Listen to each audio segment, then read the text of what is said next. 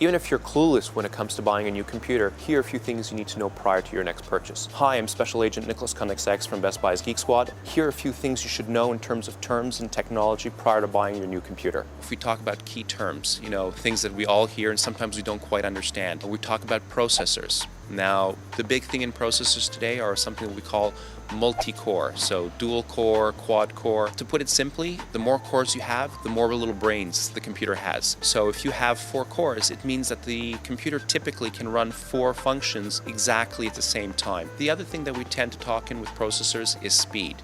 More speed, and we're usually referring to what we call as gigahertz. 1 gigahertz means 1 billion cycles per second. So it means 1 billion functions that the computer is going to be running every single second. Now, obviously, the faster your processor, the more things that it can also handle as well, or the more powerful things that it can handle. Now, there's 2 places where we store information on a computer. And if we use an analogy of a desk, there's the surface area of the desk, and there are the drawers in your desk. The one people think of most often is the drawers in your desk or the hard drive. So the larger the hard drive, the more information you can store. Now, this is a hard drive for a laptop.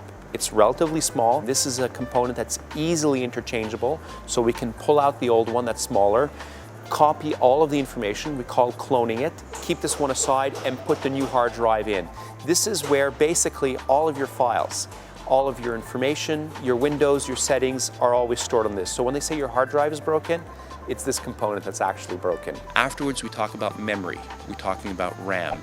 There are all kinds of fancy names, DDR1, 2, 3, GDDR, all these kinds of things. What's really important for most people is how much memory do you need. A computer can handle only one thing per area on the desk. When it runs out of room on the desk, so either the video is too big or there are too many things open simultaneously, you're going to suffer some kind of performance degradation. It's going to be slower. It's usually relatively simple in a desktop or even most laptops to either remove the one that's too small and put one that's larger, or if there's available space, add another unit in.